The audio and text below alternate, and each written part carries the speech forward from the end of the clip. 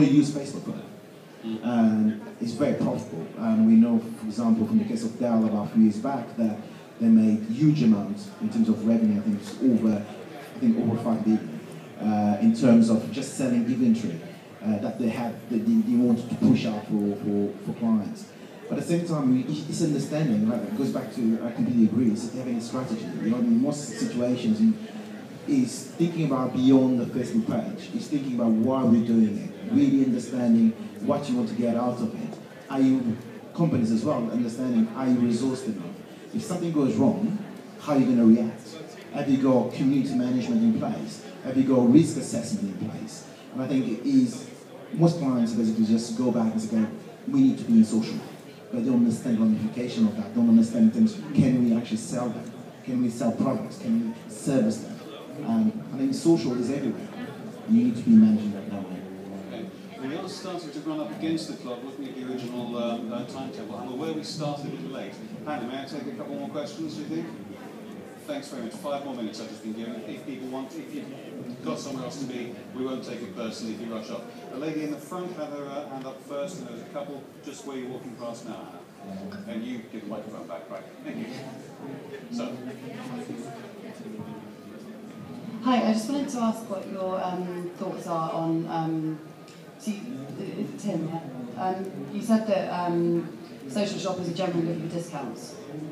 I mean, I thought that's quite a big generalisation, because in my experience, they're also looking for a bit of an innovative experience from a brand. So if I have a really exciting experience of a Clinique counter, for example, that's the kind of makeup I like to buy. Yeah, I think I get freebies by building relationships with them, and I sing to them and stuff, and we have a cool time together, and then I basically get loads of free stuff, which is, kind of like a discount, but it's the experience with them that I'm excited about.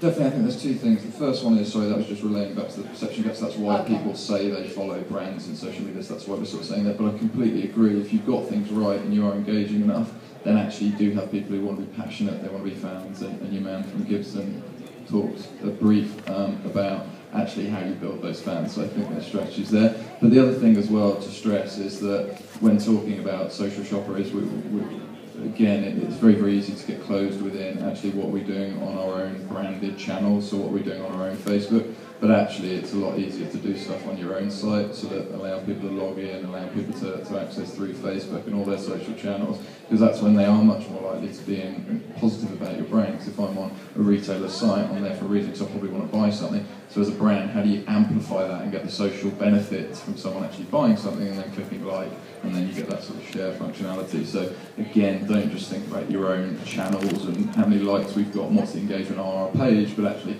how do you broadcast that out? Because eventually what I think most people are looking for is a peer-to-peer recommendation. So actually what they do on your channel, yeah, that's good, but actually what are you getting them doing on their own platforms is more important. Thanks. Okay, the gentleman in the beige jumper first, please, followed by the shirt. I will come back to you afterwards, but we have had one question already, so don't get people have this vote. Hi there.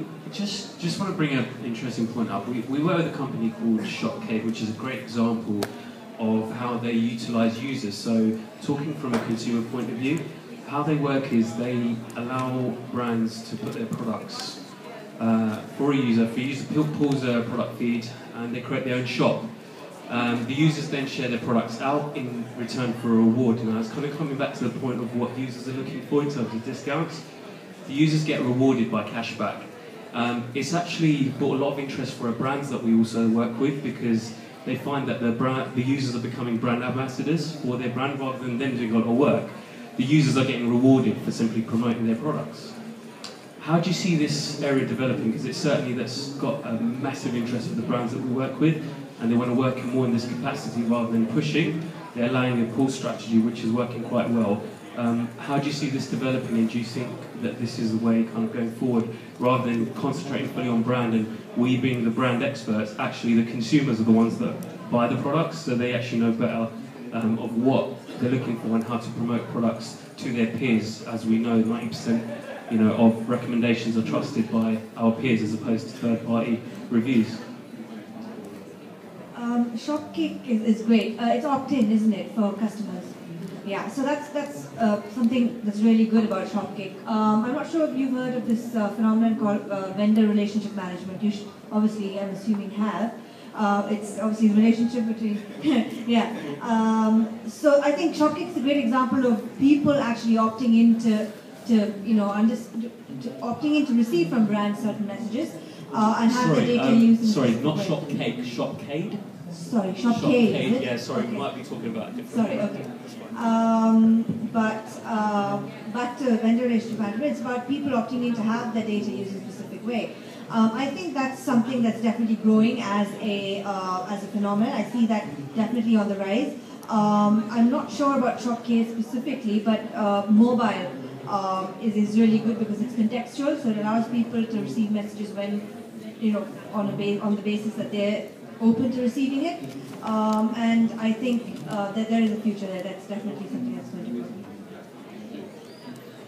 We have one more question. If it's really quick, we may have time for one more, but I'm not actually sure. So, Hi there. Yes, just wanted to get your opinion on really seeing what the value of customer services in the social channels and the impact that might have on social shopping experience. Absolutely fundamental. Don't be a dick online, it stays with you. But the biggest thing I can always say is do two things. Just remember that there are people behind the machines as well, but also remember they think they don't have a face behind those machines as well, and they think that gives them the right to say anything to you, and that sort of thing. I always say to my clients as well, have a pair of balls when you walk into the social space. Don't get walked on, don't start giving discounts away for free. That's a mugs game. You can't go down that and make money. But absolutely fundamental to your point as well, make sure your customer services know exactly how to work in the online space as well. It's absolutely fundamental to make sure that you're giving that great customer service, whether you can see them or whether you can't. And again, follow them up. There's a great statistic which has just leapt from my head of converting people online to brand ambassadors versus real world experiences. It's much easier to do it online than it is in the real world, I believe. I'll put it on my Twitter feed if I can figure it out. But yeah, absolutely, fundamentally, spend the time training your guys up in customer service. If you must have a dedicated team, I don't really try and recommend that to many of our clients. Try and get them all working as one, and absolutely spend the time, money and effort on your customer service. We're seeing in the market, in terms of Twitter application, majority of the brands tend to have some customer service support. I think the first one being when we had the problem to the volcano in Iceland. I think it was the first thing. People didn't go to the website. They went to Facebook, and they went to Twitter for customer service. And we're seeing more brands now having the customer service on Facebook and Twitter. And I completely agree with you. I think every single brand should have a presence. But at the same time, there's benefits, but there are also risks. You need to understand why you're there. You need to train your staff. You need to you need to be fully committed as well. At the same time, you need to have some level of KPIs. Not saying that it's driving sales, but in terms of response rate, making sure that you're supporting. And the customer service as well, if you want to add real value, you need to pick up into what are the most frequently asked questions, and you start updating your site as well. Basically, then you are aligning social media with content on your site. At the same time, it links back to Google as well, that then if people are asking questions that they can't find answers, you'll be able to have a destination. I think it's quite important in terms of linking that back. I think there's one site, I think it was 3 in Sweden, the way they went a step further, where they created a customer service within the website. It was video based. And that is quite cool, because if you have the video camera on your laptop, you'll be able to go into the website and actually see the person. And I think basically they work like a two-way conversation. But at the same time, when I was in terms of the risk as well, you need to make sure they have your risk management system in place. If you don't have a risk management or escalation, and if you don't have as well, in terms of a dialogue for community to engage, it's going to be pointless. If you're going to have a graduate, I think the problem that some brands have is just basically, we have customer service, they just employ a graduate to do the work, and that person basically doesn't have a good understanding in terms of how to deal with clients, how to manage brand conversations, and at the same time doesn't know where to stop.